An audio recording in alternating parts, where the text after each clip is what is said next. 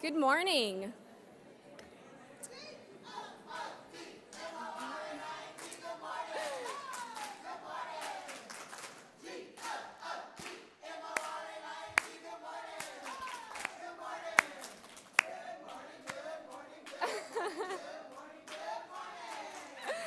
Woo! All right, good morning. Thank you to our friends at the Freedom School Partners for starting us off with some good energy and some summer learning culture. I think it's a great way to start our conference today. Well, again, good morning. I'm Katie Wilsey, the Interim Chief Operating Officer for the National Summer Learning Association. And on behalf of all of us at NSLA, I am thrilled to welcome you to the 10th Annual Summer Changes Everything National Conference. As a Miami native, I couldn't be happier to celebrate this milestone conference in my home state. But more than that, it seems fitting to celebrate summer learning in a city that is defined by childhood wonder, creativity, and innovation. In the 2 days I've been here, I've seen several things that I don't typically come across when attending professional conferences. I've watched two friends having a cartwheel contest down a hallway. I've listened in as a boy enthusiastically told his father about a super cool stop animation activity that he participated in. And I stepped aside as a brother and sister darted out of the elevator, floaties on their arms, as they headed for the pool. And these moments are much like what we see in summer learning programs every year. Young people that are exploring and engaging in new experiences, who are eager to participate, and who are truly having the time of their lives. And so while we are only 2.5 months past summer, being surrounded by the delight of the kids in this hotel, I already find myself dreaming about the next summer to come. And at NSLA, our goal is to really see more kids in the summer showing the same enthusiasm as I've seen at this hotel. We aim to increase nationwide the number of high-quality summer learning programs designed to close the achievement gap. And to achieve this goal, we serve as the nation's leading voice for building awareness of the value of summer learning and act as a convener and provider of knowledge and technical assistance to school districts, nonprofits, and city and state leaders. And this conference really serves as an opportunity to bring together all of you that are addressing summer learning across the country and to distill the best program examples, research, and resources that can fuel your work back home. Above all, NSLA is really here to create a field. And so we hope that you return home inspired and motivated, not only for your own work, but for this broader movement that you are a critical piece of. The theme of this year's conference is about demonstrating the impact of summer learning and the critical role of your work in supporting young people's development and success. This morning, we wanted to take a few minutes to reflect on what's happened over the past year, to share some thoughts about where we're heading, and to highlight what you can expect from the conference this year. And as we walk through these areas, we hope that you're excited by the increasing attention that the impact of summer learning is receiving, and that you see the value and the importance of documenting these successes in your own work. It truly has been a tremendous year for summer learning. There is evidence that summer learning demand is high. Over the past year, NSLA delivered 75 requested trainings and presentations in over 20 states. And there's evidence that programs are committed to quality. This year alone, nearly 90 programs applied for the Excellence in Summer Learning Award. And advocacy for summer learning is growing. This year, Summer Learning Champions conducted 44 visits with legislative leaders in Washington, D.C., and nearly 600 events were held across the country for Summer Learning Day. There's evidence that summer learning is being recognized as a leading strategy and solution in education reform and youth development. Both the YUSA and the Campaign for Grade Level Reading include summer learning as a core intervention in their national achievement gap initiatives. We've seen evidence this year that communities and states value summer learning and are committed to generating and sustaining investments that support summer learning opportunities. and there is evidence that the awareness about summer learning is growing. In 2007, there were over 200 media clips that referenced summer learning loss, or summer slide. So far in 2013, there have been nearly 16,000 media clips related to summer learning. The term summer learning is becoming common in education language, and the use is growing each year. Just this summer alone, summer learning was featured in leading national media, such as the New York Times, the Associated Press, and USA Today. Above all, there is evidence that summer learning is trending. Between May and August, there were nearly 20,000 tweets that referenced summer learning, with the greatest activity peaking on Summer Learning Day. And so as we head into 2014 together, we do so with increasing momentum for summer learning. Your work has put summer on the map as a season of opportunity that is transforming the lives of young people across the country, and we thank you for that. And so at this time, I'd like to welcome NSLA's interim CEO, Sarah Pitcock, to the podium to share a bit about how we build on all this great momentum and what the future holds for summer learning. Sarah?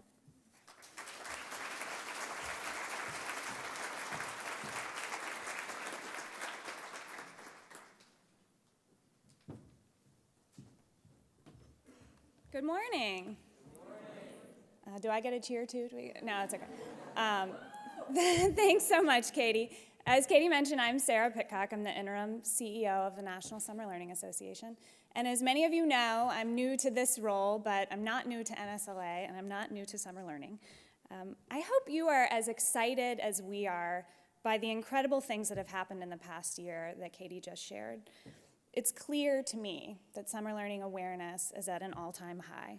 As Katie said, your program, your city, your state is part of something big that could change the trajectory for entire schools and neighborhoods, but also for teaching and learning more broadly. We're excited by the opportunity that this kind of momentum presents, but we know we need to capitalize on it with a clear vision and a clear call to action. We also know that the achievement and opportunity gaps are the result of entrenched inequalities that won't be narrowed without systemic change. As I've taken on this role of interim CEO, I've had the chance to do a lot of talking, a lot of listening, and a lot of reflecting. I've reflected on the work I've been a part of for the past 7 years and how I've seen the field evolve and where I think we need to focus our efforts. As a staff, we asked ourselves the all-important question, what will the world look like if we've fulfilled our mission? What is success for summer learning? For us to know that summer learning is available, sustainable, and woven into the fabric of communities, how will the world have to look? And I think I have a slide here. Okay. And it turns out the answers to these questions largely center on the 3 driving principles of NSLA's work around increased access, increased quality, and increased awareness. So the first one, success looks like all kids in Title I schools having access to their choice of summer learning programs that meet them where they are, both academically and developmentally, throughout their school career. In order for this to happen, school districts will have to partner with community leaders and providers to plan for student success 12 months out of the year. Communities will have to know where summer programs are available and where gaps in service exist, to work together with the district to place students and families in programs that work best for them. Our second indicator of success has to do with quality. It's not going to be enough for summer learning programs to be isolated pockets of best practice in communities, collecting and acting on data from 3 months out of the year only. For summer learning to be at the forefront of true system redesign, programs need to be actively contributing to a broader conversation in their community about quality and about data. We know that high-quality summer learning is some of the best learning that there is, no matter the month of the year, no matter the hour of the day, and that this type of learning has implications for the school day and for after-school programs and vice versa. We need to show that by either coming to the table or creating the table with a common language for how youth succeed 12 months out of the year. A major emphasis of our work currently and moving forward is to create those local systems and communities of practice for providers to discuss and track shared indicators of quality and effectiveness community-wide. Finally, we need to shift our thinking and our messaging from summer learning as an end in and of itself to summer learning as an accelerator for all of our education priorities. The facts of summer learning loss are compelling, and they've certainly contributed to the incredible growth in media coverage that we've seen and the national initiatives that we've seen. But I'm afraid they won't be enough to create the kind of broad-based understanding and support we need to close these gaps. We have the great opportunity in summer to not only fill a critical opportunity gap with vibrant experiences, but we can design those experiences to meet other well-documented needs, such as third grade reading proficiency, successful transitions to middle school and high school, and college and career readiness. So what you can expect from our conference. One thing that's central to realizing all of these ambitious goals is data. We need to be able to track participation and attendance, academic and non-academic outcomes, and quality indicators across programs and communities to achieve the level of access, quality, and coordination that we envision. This is why we selected our conference theme, Advancing Outcomes, Demonstrating Your Value in a Data-Driven Age. We've also made some exciting changes to the format and the schedule of our conference that we hope you'll enjoy. The first new feature I'd like to draw your attention to is this afternoon's power sessions. So if you ask yourself, what topics and outcomes are so important that we would want to make sure they're prominently featured in the conference, look no further than the power sessions. So these are 75-minute sessions that are expert panels. We're offering 3 at a time because we think these issues are so important that we really want the bulk of people to hear and have a chance to ask questions. We have one on early literacy. If you're here with the Campaign for Grade Level Reading, this is going to be a great session for you. We have one on health and nutrition. We know there are these twin issues of food insecurity in the summer and also weight gain in the summer that are incredibly important to talk about. We have a session on middle school transitions. As many of you know, for the past 3 years, with support from the Walmart Foundation, we've been working on middle school programming in 16 school districts across the country. So all 9 grantees are going to be on the panel to talk about what they've learned in this really groundbreaking initiative. And fourth, we have a session on connected learning. And in true connected learning fashion, we will have a moderator via Google Hangout. It's Mimi Ito, who is really the founder of Connected Learning, joining us via Google Hangout from California. So that can't be missed. I hope the technology gods are with us. And we've targeted 2 sessions around best practices in infrastructure at both the program and the systems levels. So you'll be able to hear from RAND and the Wallace Foundation about their initiative at the district level, and from Every Hour Counts about their systems building work. So you've heard both Katie and me speak this morning about systems, and for good reason. Summer learning thrives in approaches that are coordinated at the community level. So if you're interested in hearing from communities and providers that are at the forefront of this work, not only do we have a power session dedicated to it, we have an entire strand of workshops dedicated to systems building. We had a great day yesterday. We had 20 school districts from across the country together for our New Vision for Summer School Network meeting. We had more than 70 of you at our Summer Starts in September pre-conference training institute, and we had a really nice welcome reception by the pool, if I do say so myself. But there's so much more to come, so I want to run through just kind of some of the can't-miss pieces of our conference. Lunch today is the New York Life Excellence in Summer Learning Awards luncheon, one of my personal favorite parts of the conference every year, and then, of course, two rounds of power sessions after that. Tomorrow morning, we will have children from the YMCA of Central Florida doing an underwater robotics demonstration in the pool. Don't miss it. I'm so excited. We'll also have a Summer Sparks general session, which is kind of our version of Summer Learning TED Talks, where you'll get these short bursts of exciting ideas. We have a student presenter, we have a teacher presenter, and we have some great nonprofits that are going to be sharing their Spark ideas with you. And then finally, we'll close out our conference tomorrow with our 3rd annual Campfire Spirit Luncheon. We have all 3 of our previous year's Spirit captains here. You could take home the Spirit stick to your community. It has become quite the competition and quite the tradition, so we're really excited about that. So a little bit about who's here. All right, we have 37 states, plus Washington, D.C. and Canada, so we are now the International Summer Learning Association. We have 78 people from the Campaign for Grade Level Reading, 113 from community-based organizations, 22 from universities, 96 from schools and school districts, 27 from foundations, 26 from intermediaries. We have 10 United Ways, 19 YMCAs, 12 libraries, and drum roll please, this is not a surprise, the most from one organization. Oh my gosh, it's Freedom School Partners who gave us our cheer this morning. Half of you are first timers and half of you are returning, and we have one participant who has been at all 10 NSLA conferences, and I know she's here, I saw her somewhere, over here I think. So thank you to Mary Strain, right here, from Classroom Inc. That is dedication. I haven't even been at all 10. Now that you know what's to come over the next few days, the conversation we hope will anchor, inspire, and motivate you starts now with our keynote speaker, Paul Reville. I'm delighted that Paul is here to kick off our conference today with his perspective on what it will take to design a 21st century system of education. Once you learn a little bit about his experience, you'll understand why he's so well suited to set the vision for the future of education in our communities. Paul Reville is the Francis Keppel Professor of Practice of Educational Policy and Administration and a member of the senior faculty at Harvard University's Graduate School of Education.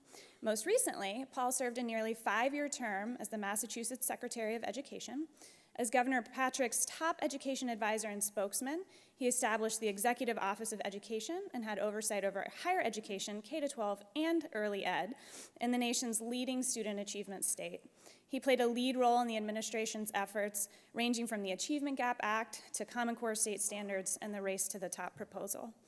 As many of you may know, Massachusetts is a leader not only in K-12 education, but also in out-of-school time. And prior to joining the administration, Paul also chaired the Massachusetts Commission on Time and Learning. What's compelling to us is that Paul is uniquely positioned to reflect on what's worked and what hasn't in Massachusetts education from a lens that encompasses both in-school and out-of-school time learning, a lens that we think is incredibly important and relevant. And this reflection has led him to the belief that out-of-school learning is critical to accomplishing the bold goals that we have in education reform. In addition, Paul began his career in the trenches, where many of us began our careers or are today, as an AmeriCorps Vista, a youth worker, a teacher, and then a principal. So his understanding of what young people need to succeed and how we can work together to deliver it is so valuable for our thinking. Paul is a graduate of Colorado College with a master's degree from Stanford University and 5 honorary doctorates. He's an author and frequent speaker on education issues and the father of 4 children. He will take questions at the end of his speech via these 2 standing mics, so be prepared to give him some good questions. And without further ado, it's my pleasure to welcome Paul Reville to the stage. Thank you, Sarah. Thank you, Sarah, and good morning, everybody. I love that. Welcome. That's high energy. That's a good way to start a conference.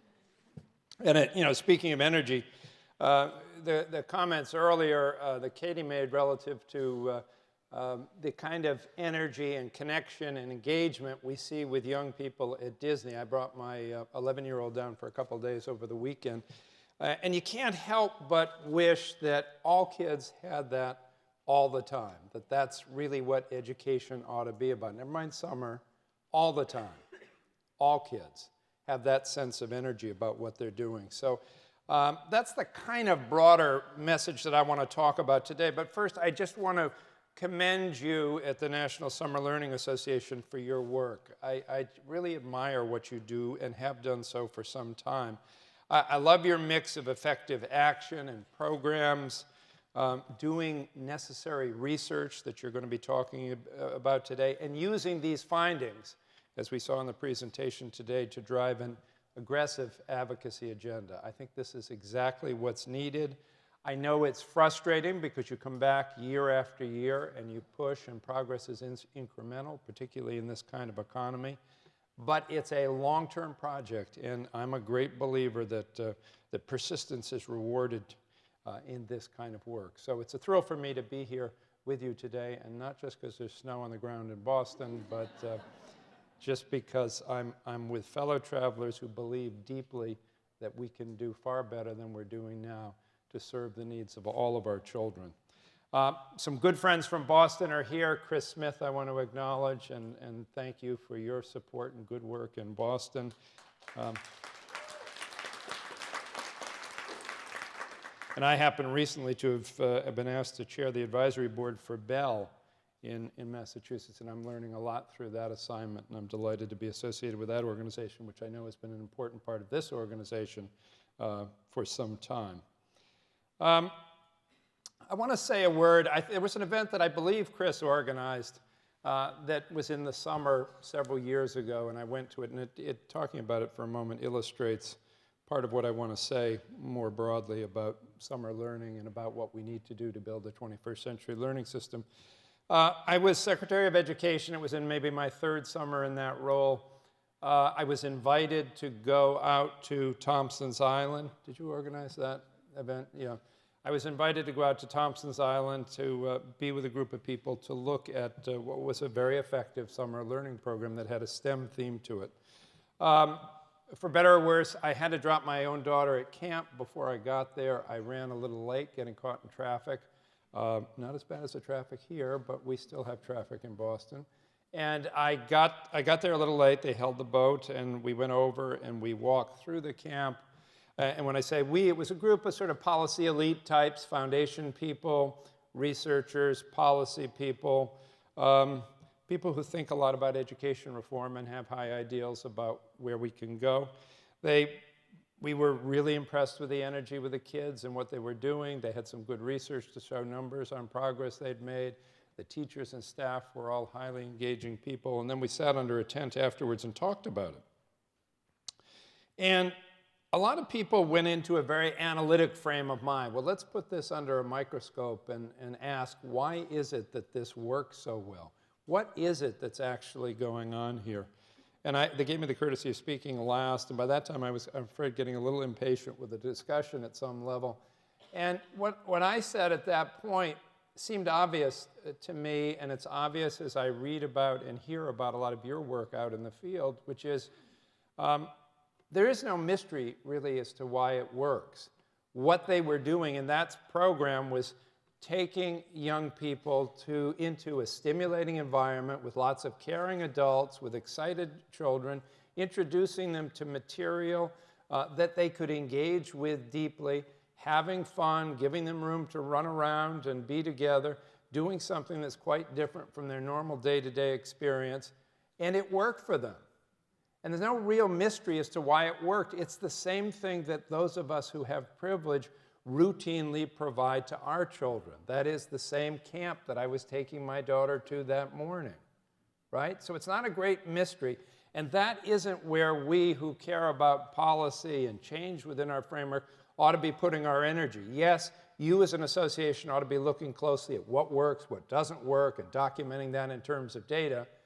But what we ought to be doing as a field, and those of us in the policy community ought to be doing, is generating that sense of urgency and public will that will make that sort of experience available to all children, not just some children. It shouldn't just be a lottery for those 2 or 3 schools who happen to get chosen for that Thompson's Island program, but every child ought to have access to it.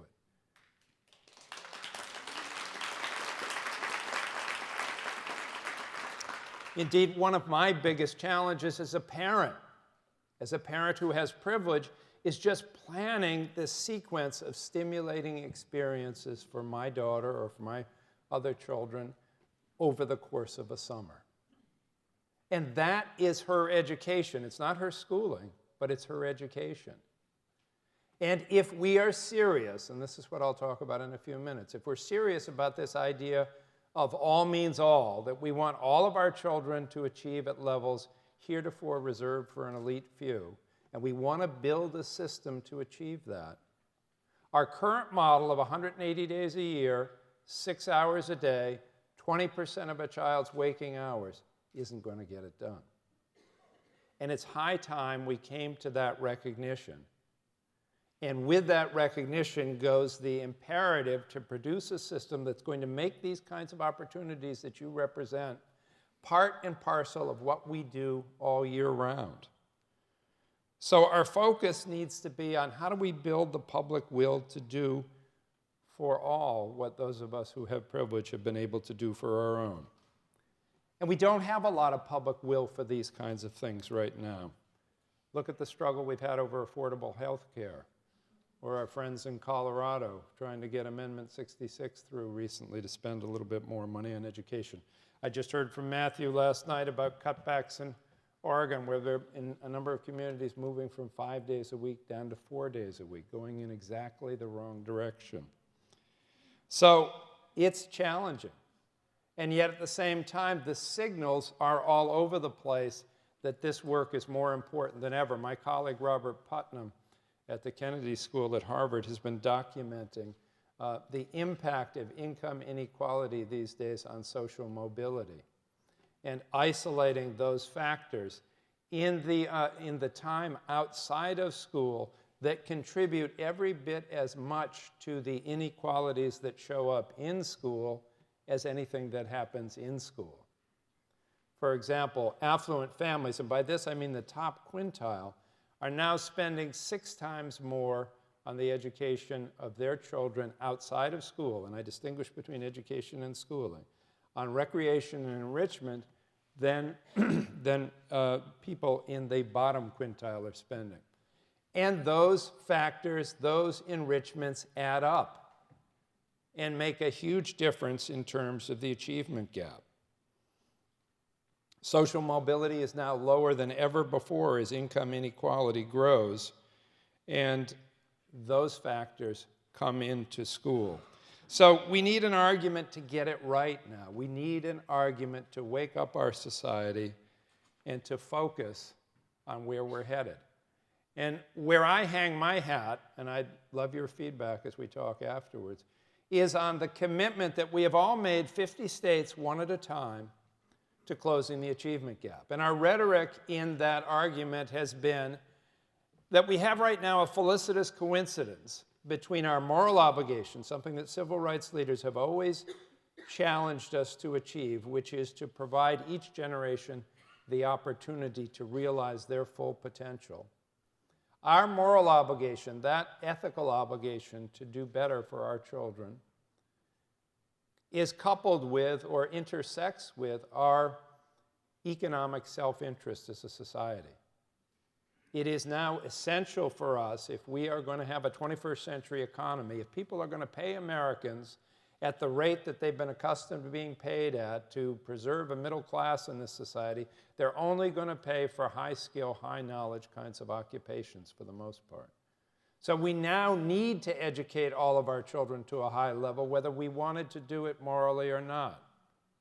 So we have this felicitous coincidence between what we ought to do and what we need to do in our own self-interest. So we've got to take advantage of it. So here's the way my argument goes on the achievement gap from the vantage point of Massachusetts. Last January, I left the Office of Secretary of Education after 5 years. I'd been an additional year as chairman of our State Board of Education. I've been 25 years involved in shaping the set of reforms that have moved Massachusetts from the middle of the pack from an achievement standpoint to the front of the class. We're really proud of what we've achieved in that regard. We lead the nation on virtually every indicator. We're at or near the top when it comes to student achievement. And yet, Governor Patrick and I always challenge the field that doing well isn't good enough.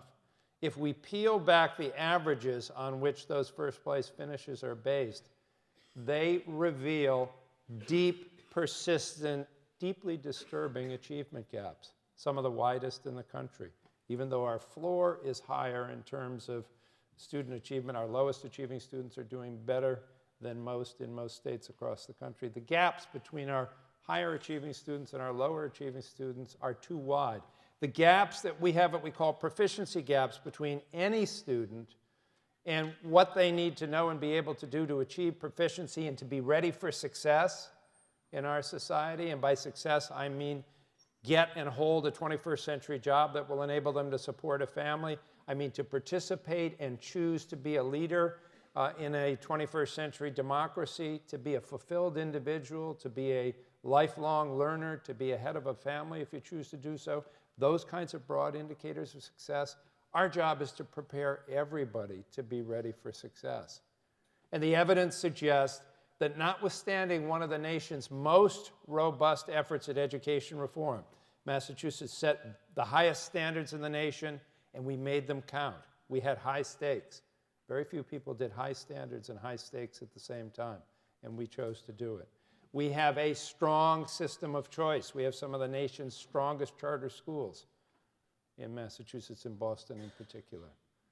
We tried these strategies. We invested deeply. Unlike some states, we didn't just say to educators, get all of the students to a high level of achievement and do it with the same resources and the same capacity you always had.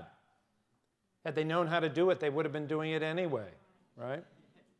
So we had to invest, and we did invest. We doubled the state's commitment.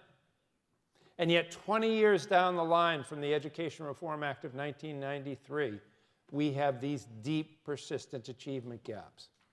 When we set out to do this, I and my colleagues made the argument that we are on a course to eliminate the correlation between zip code and educational achievement. And guess what? We failed to do it. As proud as we are of what we've accomplished, we failed to do it. If we move at the pace we're currently moving to close those achievement gaps, it'll be centuries before we get there. There is still an iron law correlation in Massachusetts as well as in states all across the country between socioeconomic status and educational achievement and attainment. And this is what we set out to eliminate. So there comes a time, there comes a moment. My hope is that in Massachusetts, it's the 20th anniversary of our education reform efforts. There comes a time, maybe it's the advent of the Common Core curriculum now to all of our schools, where we step back and recognize in the ensuing discussion, which we will have about achievement gaps under the Common Core, which are likely to grow, where we say our methodology for achieving these standards is somehow flawed. We don't have the right set of strategies. We have taken this old engine that we inherited from the early 20th century called schooling, a batch processing, mass production, undifferentiated engine of educating all of our children that was designed for a society that at the time was rapidly urbanizing, was welcoming in immigrants from all over the world and from all over the nation, was growing an industrial economy full of low-skill, low-knowledge jobs, and it took that factory model and it applied it to school and flipped over lots of students to a very low level, less than 10% graduating from high school at the beginning of the 20th century. And that was just fine, thank you very much, at that point. And we modified that old engine. We added parts and components, we added middle schools and kindergartens, and we improved things like the graduation rate, even if we brought our standard for graduation down. And it worked pretty well for the first 3/4 of the 20th century, until we got to around the mid-70s. And we began to look around, and other nations were doing as well as we were in educating diverse populations to high levels. And in many of those other nations, people were willing to work for a fraction of the price that Americans were willing to work at. And at the same time, automation was coming along. And suddenly, the nature of the economy was changing. And by the time a Nation at Risk report came along in 1983, there was a clarion call that said, we don't have the kind of human resource development system that will prepare us to be competitive in the 21st century. Another report came out at the time that said America's choice, high skills or low wages. We either chose to skill our people up to a high level, or we were going to have to compete on low wages. And that isn't a very attractive option for any politician to compete on low wages. So we had to build a high-skill, high-knowledge system, but we haven't quite gotten there. So what we decided to do was to take that old engine and strap it with new features. So we strapped standards and accountability onto it. What I believe was a necessary innovation toward optimizing the engine of schooling, but not sufficient to achieving the goal that we'd set out to achieve. We added features like choice, but we left the same model essentially in place. 6.5 hours a day, 180 days a year. This was pretty well locked in. And we acted shocked when it didn't work. But it always seemed to me it was a bit like running a 100-yard dash where we have some people come into school 300 yards behind the finish line and others 25 yards from the finish line. We fire the gun at the beginning of kindergarten, and 13 years later we act shocked when they don't finish in the same place at the same time. But why would they? Why would they, when I, as Secretary of Education, could go around preschools in Massachusetts and see as they handed children off to kindergarten, many children had just 1/3 the vocabulary of other children entering kindergarten at the same time? Why would they finish at the same time? I could see that at the beginning of kindergarten, we had a 5-year age span in terms of developmental readiness for reading, from kids who were 2 or 3 years behind to kids who were 2 or 3 years ahead. And that if you follow those cohorts through the 13 years of school, they basically stay the same, suggesting that the race for student achievement was essentially over before schooling even began. And yet, we continued to ignore that set of arguments. And we set up a school system that, if we were to take a medical analogy, what we're doing is like setting up a hospital and saying to everybody who comes in the front door, irrespective of your ailment, we're going to give you the same treatment and the same length of stay and hope that in general it contributes to the public health. Well, it wouldn't work in medicine, and it's not working that well in education right now. It's certainly not allowing us to achieve our goals of preparing all children for success. So my contention is, at this moment, we need to step back from what we've been doing, step back from our model of schooling, strapped with standards and accountability, again, necessary but not sufficient, with choice added, and all the features that we're working on to improve and optimize it. Good things that we're working hard on. My colleagues at Harvard, for example, for the past 15 years have been talking all about instruction. How do we use the data garnered from practice in classrooms to help us reconsider the kinds of strategies in teaching and learning that need to happen at that core function of schooling, teacher, student, and curriculum? Those are good conversations. Taxpayers spend a fortune on education. We need to optimize those expenditures and do better within the realm of schooling by itself. But at the same time, we've got to step back and say, what are we missing? And part of what we are obviously missing is the 80% of children's waking hours that are spent outside of school. And you have laid claim to a chunk of that time, and that's important. And we need to think about redesign. We need to think about not just simply adding components and widgets and pressures to the old engine. It's sputtering. It's overstressed. It's overtaxed. We need a new engine or a new mechanism of some kind, maybe we don't even call it an engine, to drive 21st century human development, child and youth development, and education simultaneously. We need to reimagine how we rear young people in this society, because the world that they inhabit is totally different from the world of the early 20th century. And as I think of that new system and the design exercise we have to engage in, and I don't have all the answers as to what it ought to look like. I have a sense of what the principles are and what some of the needs are, but I honestly believe we need to engage in a design exercise here. It's got to do, at least in my mind, 3 things. One of those things is it's got to continue to work on closing academic achievement gaps. This is essentially the business of school reform, the things we usually talk about when we talk about school reform. Improving instruction, creating a genuine teaching profession, using data better to inform the work within classrooms, all the things of that nature that we work on within the traditional boundaries of schools. So it's got to close achievement gaps. A second thing it has to do is close gaps in health and well-being. How long can we continue to ignore those factors outside of school that get in the way of young people coming to school in the first place, being present physically, and secondly, being present emotionally and intellectually so they can derive benefit from our efforts to optimize instruction in classrooms. Inequality is widespread in this domain in terms of access to health and mental health services, social and well-being supports, and we've got to find a way to create a healthy platform on which children come to school. All the research, my colleague Jack Schoenkoff, who works in the domain of early childhood, has complained that no matter how hard they've worked on language and literacy efforts with families in early childhood, in the past 20 years, they haven't had the impact they might have had because they were inattentive to the kinds of toxic stress factors that affect families and get in the way of children being present intellectually to absorb that language-rich environment. Well, it's the same thing in schools.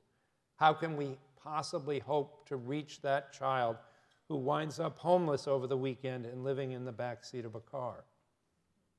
Until we figure out how to resolve that set of problems, and we own that set of problems, not that school people can solve them themselves, because given what we've asked school people to do now, to get everybody to a level heretofore reserved for the elite few, school people, those of you in the room, I know are feeling overloaded with that task alone.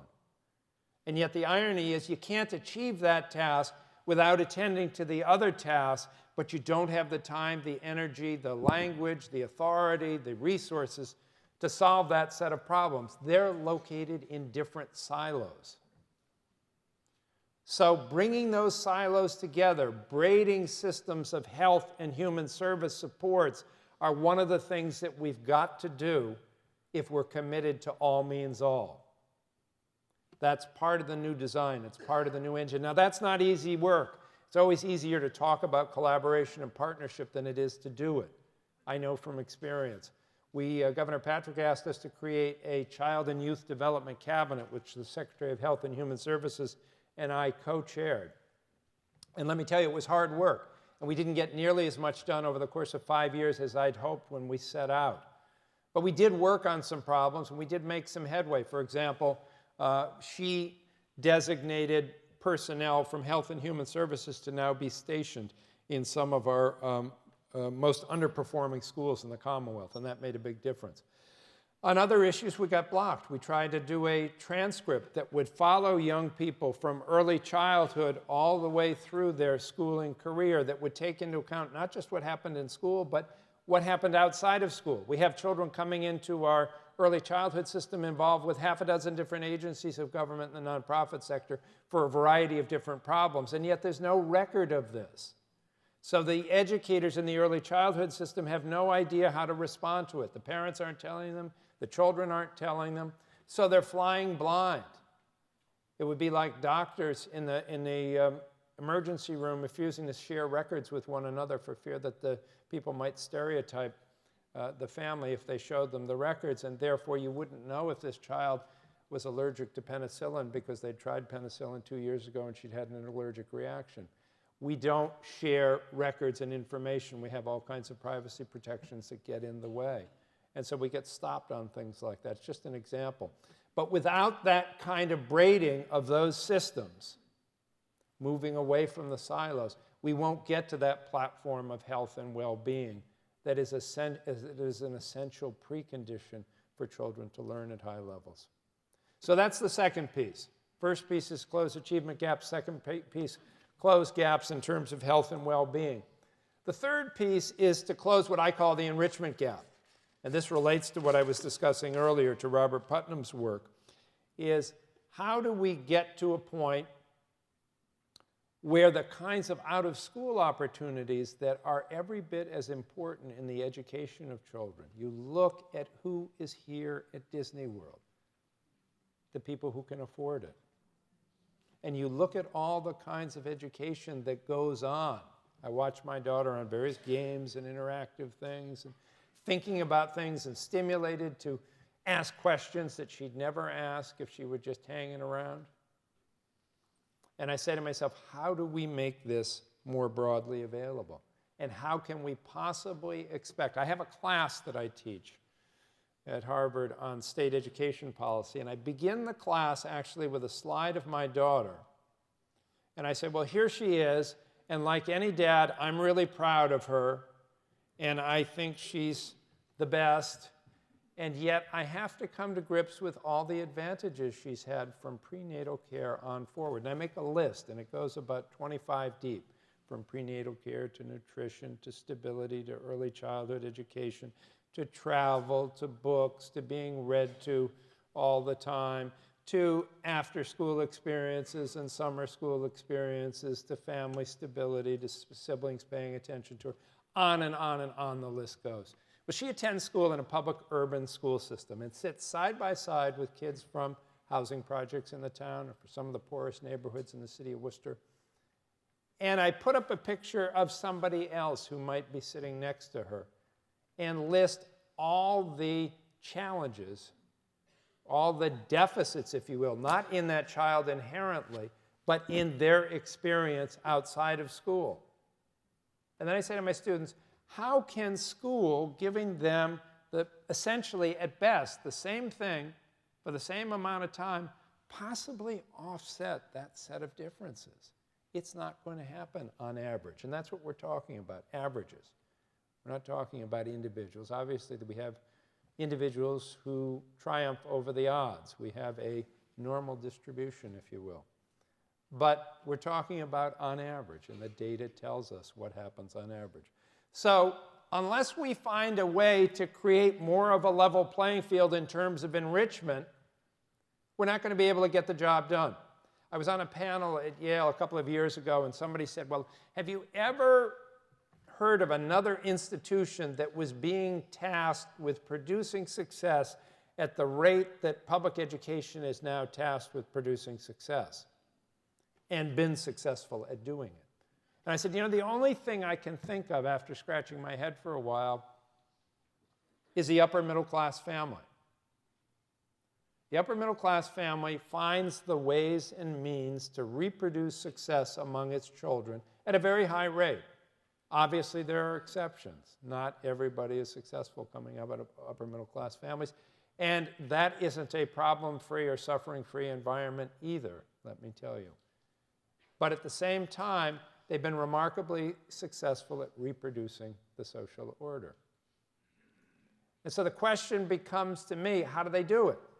Well, when you look at how they do it, when you look at how we do it, it's all about wraparound services and support that begin in prenatal care and continue, as far as I can see as a parent, until they're in their 30s. It just keeps going. We know how to do it, right?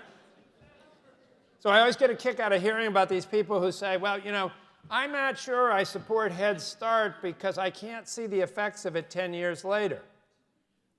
And I say to myself, well, would you, with your own kids, go full out while they're age 3 and 4 and then take a 10-year hike and then come back and see if it had any real impact on them? We know how to do it. You wrap them around, you provide a whole variety of supports, and it's about time we admitted that's what it takes. So that if we're serious about getting all kids to the level that my kids get to, then we're going to need to have to find a way to do for all kids what those of us who have privilege do for our own. And we don't just leave them be in the summer. I know children in Maine South in the city of Worcester, where I grew up professionally, who their summer learning experience, because their mom goes to work and is afraid of the child being out in the neighborhood, is you get a bag of potato chips and a television set, and I'll be back in 8 hours. Meanwhile, my daughter is going to one summer camp after another and being enriched all along the way. And guess who's livelier and more ready to go and make progress when school opens in September? So the question is, what can we do about it as a society? Now, we live in a society right now that is not ready for the state to assume parental responsibilities and come into territory that's previously been inhabited by families. And yet we live in a society whose economy is challenged and who has said to those of us in education, fix it. And somehow you can do it with 20% of a child's waking hours, notwithstanding mountains of data to the contrary, that it hasn't worked very well despite our best reform efforts over the past 20 years. So we've got to keep coming at this. We've got to create this sense of urgency. We've got to suggest that on the one hand it's possible, but on the other hand it's a different conception. And we're doing a lot of design work. A lot of the work that you're doing in the summer I would describe as a piece of the design work. I know a lot of people in technology who are doing amazing design work. I know people in the after-school realm who are doing amazing design work. In wraparound services over here, and career readiness over here, but this is the problem. We are recreating all these kinds of silos for the design work we're doing for this new 21st century model. And one of the imperatives, it seems to me, if we're going to create this sense of urgency that we talk about, is we've got to have a vision. We've got to have some comprehensive vision of what this system looks like. If we're going to sell people, policy leaders and taxpayers and citizens and parents and teachers and students themselves, on a new way of working in education. And education is such a conservative field. We don't tolerate high levels of change. So we've got to have some kind of integrated, comprehensive vision. But right now we've got silos, we've got the component parts, and we don't know how they fit together. And this is a problem. It's a bit like designing a house where we say, you know, we don't have a plan as to how it's going to come together, but we'll ask the carpenter, you come up with your best idea on the carpentry, you come up with the best idea, plumber, on the plumbing, the electrician over here, the roofer over here, and on a given day we'll all come together, we'll see if it fits together. Well, it wouldn't work. And it's not working now to give anybody a sense of where we're going. It feels too abstract. So part of the work that I'm going to try and do in my new role back at the university is to think about how we have a national design conversation on what a genuine 21st century human development and education system actually looks like. And to me, it means integrating in the work you're doing. How do you generate that sense of excitement and engagement that you generate in your programs in the summertime and make that universal and make it go through the year? How do we make the rest of the year more like summer? How do we make all education like the education that we prescribe for gifted and talented young people? Those kinds of questions are what we're going to have to answer, and until we get to some sort of unified vision, we have no hope of selling it or creating that sense of urgency. We have widespread dissatisfaction in pockets around the country, but we have to have a vision for how to get this job done, of all means all, and that's going to take a new engine. So let me conclude with a few comments about your own work and what I know of what you're doing and what I hear from conversations with various of you. I know you're going to be focusing in on data at this conference, and I would urge you to keep digging deeper on the data. Follow those results, and in particular, connect the results of the data where you see progress to the practices that generate them, so that as you move forward, you can help educators make sense not only of what the data means, but what to do about it. How does it connect with strategy? This is one of the biggest challenges we have, obviously, during the regular year in the mainstream system, is we're generating mountains of data now, but we don't have a lot of people who can interpret the data, let alone figure out how to react to it and what it means for strategy. So promoting this data, as you do with local, state, federal officials, really makes a difference. And thinking with them about data systems. In other words, should there just, as I heard in the earlier discussion, be indicators of performance just during the summer, or shouldn't we be moving, as we move into this new era of educational measurement and testing, to a vertical scale against which we can show continuous progress, but segment out the contributions of different actors along the chronological scale? You've got to be persistent and strategic with local officials. Try and break down the isolation into a separate silo by working with local officials, and I know there are many here representing local school systems, as to how this work in the summer actually makes local school systems look good. Helping them do their job more effectively and making that argument helps you break down your isolation in a separate silo. Working collaboratively with one another, as you do here at the national level, pooling the data, consolidating and focusing advocacy efforts, keep showing up, keep being heard. Keep showing you're working on the same challenge that people in the mainstream system are working on, and that you're advancing student learning. To help us to develop broader indicators of student health and well-being, we have allowed the conversation to be totally dominated by the focus of how well students are doing in reading, math, and science. These are important areas of achievement and competency and proficiency. I don't apologize for them, but the problem with the whole system is, by narrowing in on those and accepting the existing time frame that wraps around those, we've driven the other topics off the map. And not just the academic topics, but we're neglecting to talk about metrics that apply to youth development, health, mental health, grit, agency, connectedness, emotional well-being. And there are a lot of people, and I know people in this audience, like the PARA program, who are working hard at trying to capture that data and demonstrate that your work makes a difference, not just in terms of student achievement. When I went to that summer camp on Thompson's Island, it wasn't just about whether or not they were learning in STEM disciplines. It was all kinds of things that were happening between children and adults, were happening physically within children. And we've got to find a less mushy way to talk about that. And we've got to legitimize metrics. So we're not having this constant warfare between what I think of as the GUIs and the pricklies. You know, the GUIs are all about the child development, the pricklies are all about the MCAS scores.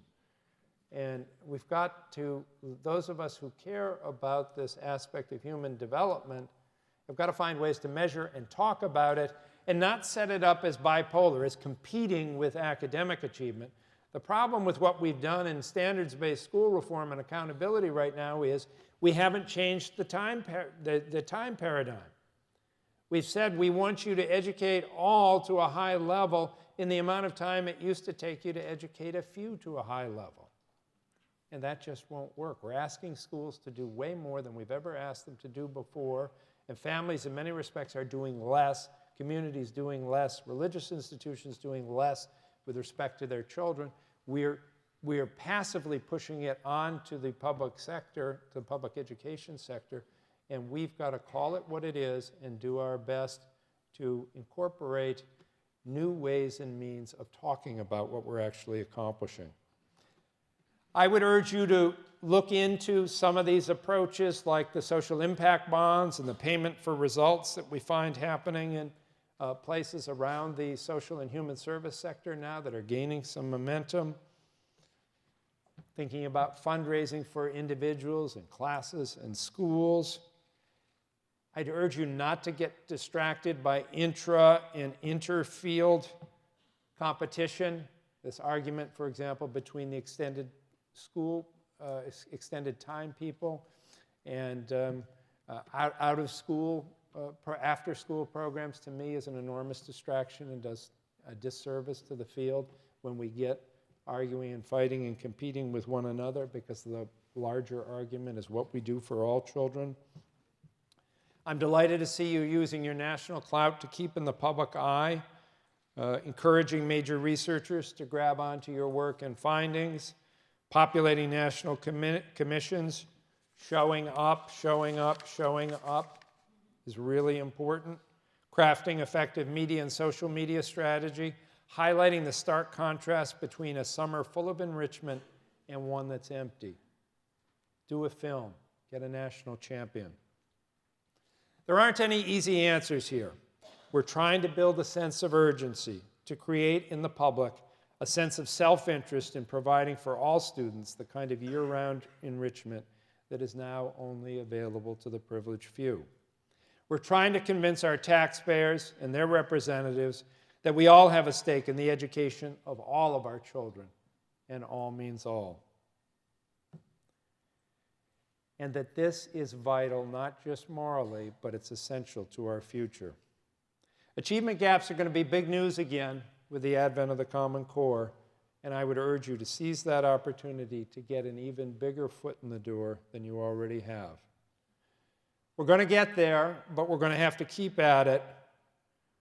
Your work is essential to building the future that we have together to design. It's the most important work in our society right now. I commend you for what you've done. I wish you the best with your conference, and I look forward to working with you in the future. Thank you very much.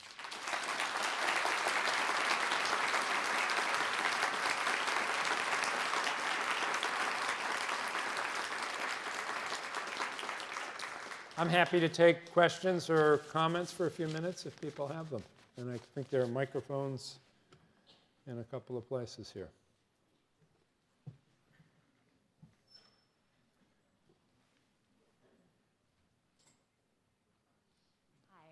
Lindsay Wood-Jeffries from Higher Achievement, and I just wanted to say, preach on. It was really awesome. Thank you. Thank you.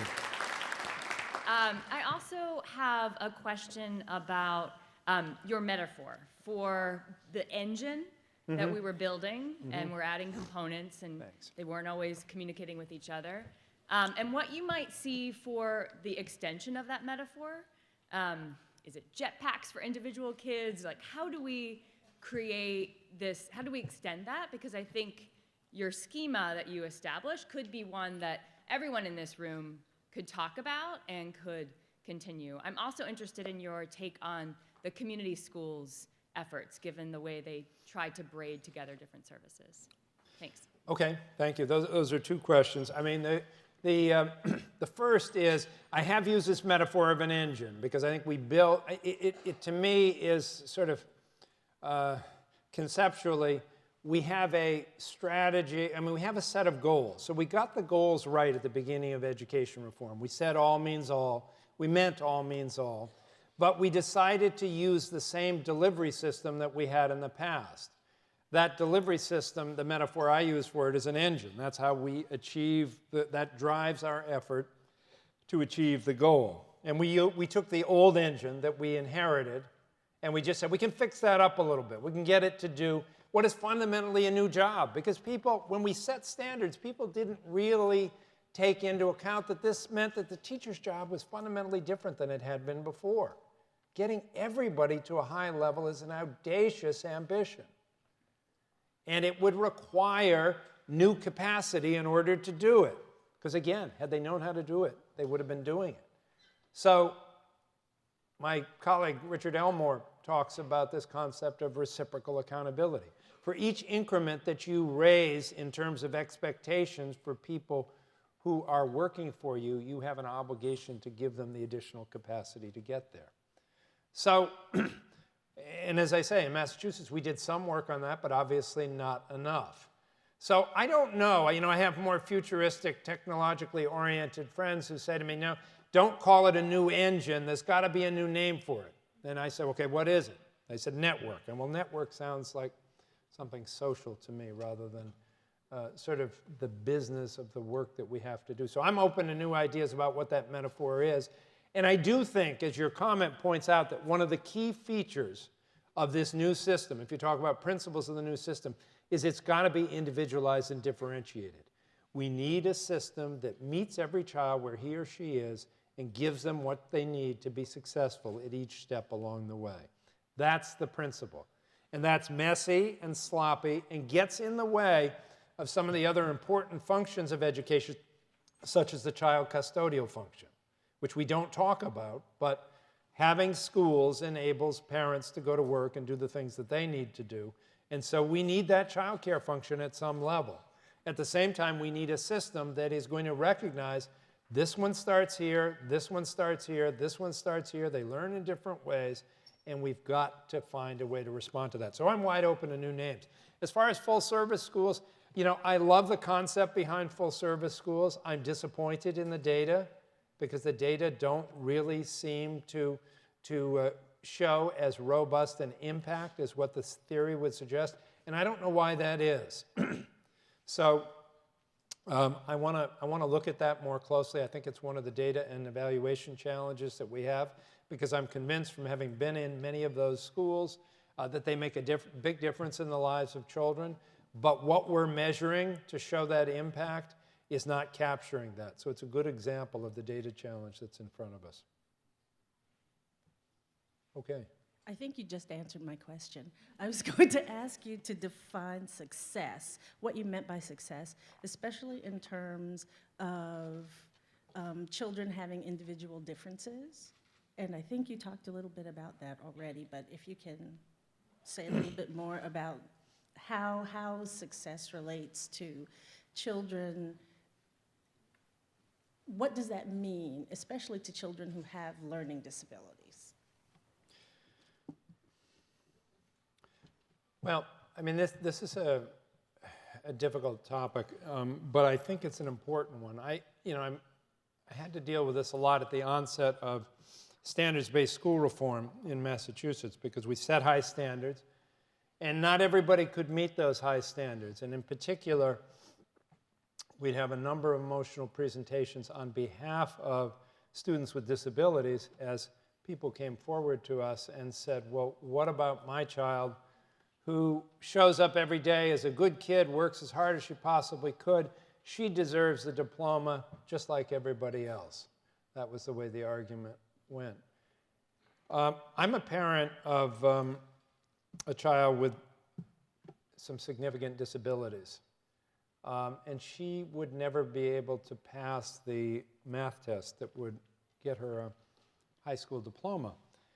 And what I said in response to that was, I didn't need my daughter to have the same diploma that my son gets or got that took him to an Ivy League college, because their levels of achievement are obviously different. And there's no point in trying to represent them as being the same. So we've got to find a more differentiated approach. I want my daughter to be recognized for being a good kid, for showing up, for working hard, and giving every kind of support she can get to go on and be successful. And again, I define success as 21st century work, citizenship, lifelong learning, and being the head of a family if you choose to do so. I want her given every level of support that we can give her to get there, which means her educational program is going to look very different than his. And we've got to have the capacity as a system to meet them where they are and give them what they need. And that kind of differentiation and individualization, I think, is much more important than what we give them at the end of the course. With a little bit of imagination, we can find ways to put everybody on a level playing field on graduation day, which isn't necessarily the same number of years for everybody in a mastery-based system. But we give them what they need in order to build the skill that they have, the knowledge that they have, and then we recognize them for their efforts. So I think it's possible, and I think we can build it into new design work. Yes, please. Good morning. Thanks for speaking to us. Morning. I was particularly struck by your the gooey versus the prickly, and the verses. In fact, could you speak a little bit about, some of the life skills that we are also trying to build in our young people, and how, if at all, can we particularly measure that in a way that the prickly stands up and takes notice, or listens to, or will buy it, for lack of a better term? Well, I mean, I think it's important, and first of all, I wouldn't call them soft skills. So let's start there. We had a sort of a commission that we put together in the Board of Education to look at something we called 21st century skills, and it had a lot to do with the non-cognitive skills that we know go into success, interpersonal skills, capacity to collaborate, ability to communicate orally and in writing, creativity, capacity to speak a foreign language, international understanding, a whole bunch of things of this nature. And the opponents to anything other than English, math, and science immediately characterize these as soft skills and not important. And our counter-argument was that, well, you look at employers these days and what they hire and fire people for, and they have a lot to do with your capacity to communicate on the job, with your ability to work on projects with other people and be a successful member of a team. Hard decisions.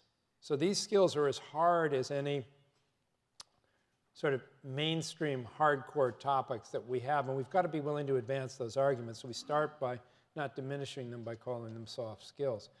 I do think we've got to put together metrics, and metrics that are usable, practical, and understandable to the public. And I encourage you to look at what the PAIR program is doing in terms of giving before and after assessments that deal with some of the factors that go into calculations that we call grid or things of that nature. So I think we've got to find ways, and I'm not a measurement expert, so I don't know exactly what they are.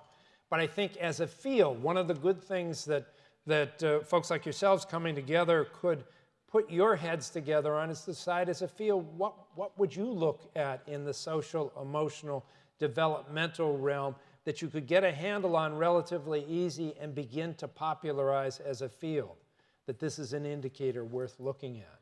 And this business of legitimizing indicators, I think, is a really important part of the work. I had a call the other day from a friend who, really from the daughter of a friend who's working for a conservative think tank, way off on the right, something that would be anathema to me typically, but working on the QT for a major national consulting firm. And really the essence of the work that they were doing, and they were quizzing me as a quote-unquote expert on something, was to come up with a different set of indicators about well-being and the economy. And this group was going to try and legitimize that set of metrics.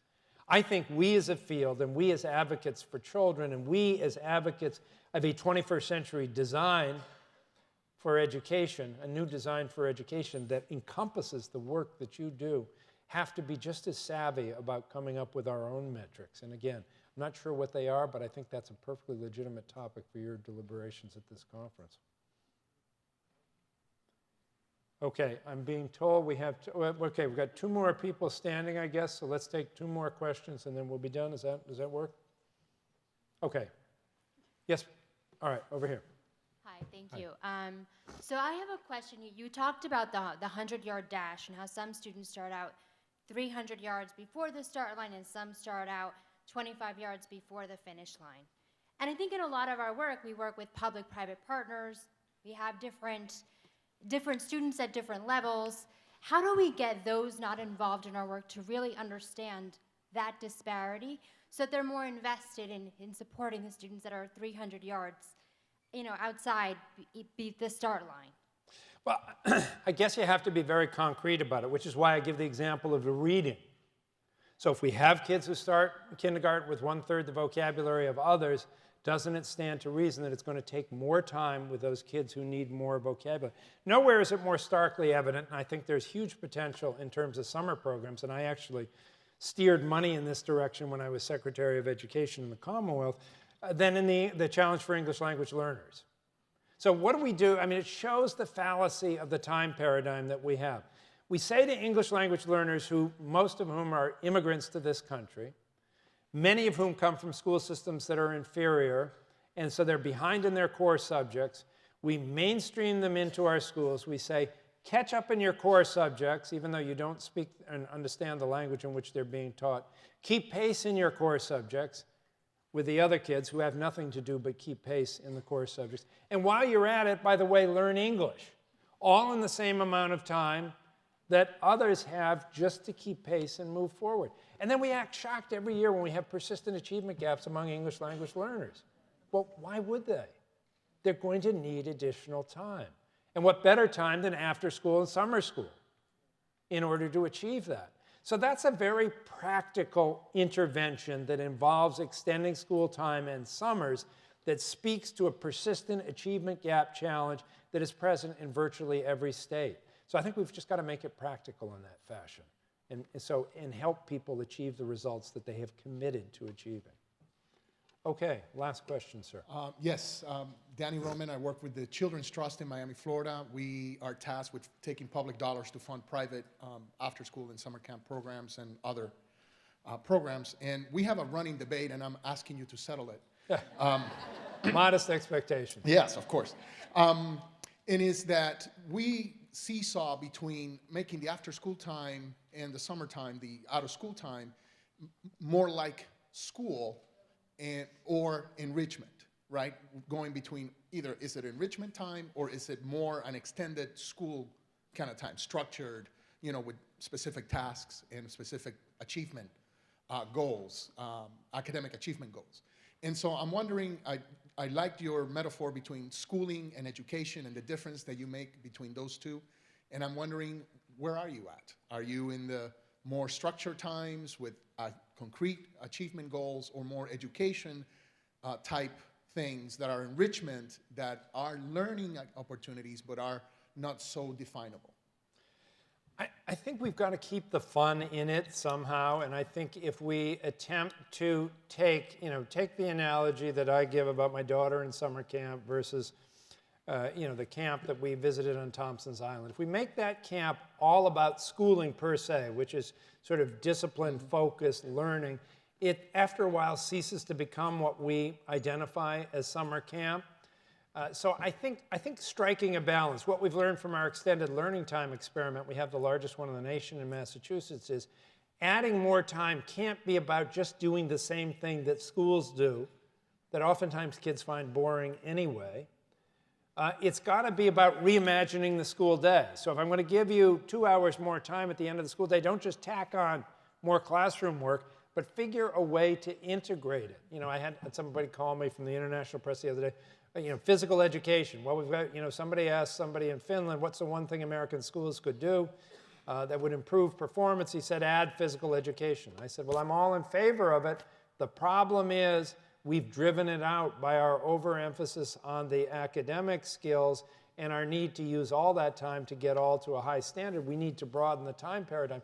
I think if we have opportunities to do that, and you're providing resources to do it, it's causing them to reimagine a more integrated, balanced kind of day that includes physical activity, that includes fun, that includes engagement in learning. So we don't get into this either-or paradigm where it's all a schooling thing or all a fun thing, but it's somehow integrated. And you see that in the best of what you see over here in Disney. Thank you all for your time and attention.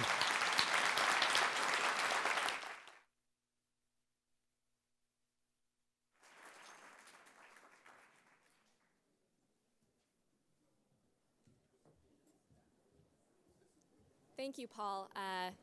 I think like many in the room, I was really compelled by several of your remarks. And what I'm going to take away with me from this session is this idea of the need to create a sense of urgency and public will in our work. And these ideas that this work is more important now than ever.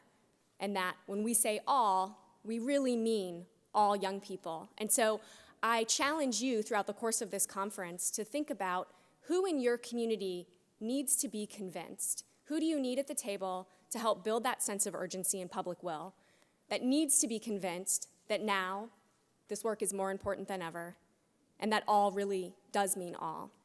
And one other piece, and I hope, Paul, you don't mind, I'm going to encourage people to maybe steal your analogy about the 100-meter dash. Hopefully it's not copyrighted. But I loved that because what we know from summer learning programs is that you help get kids to that starting line so that they're beginning shoulder to shoulder with their peers.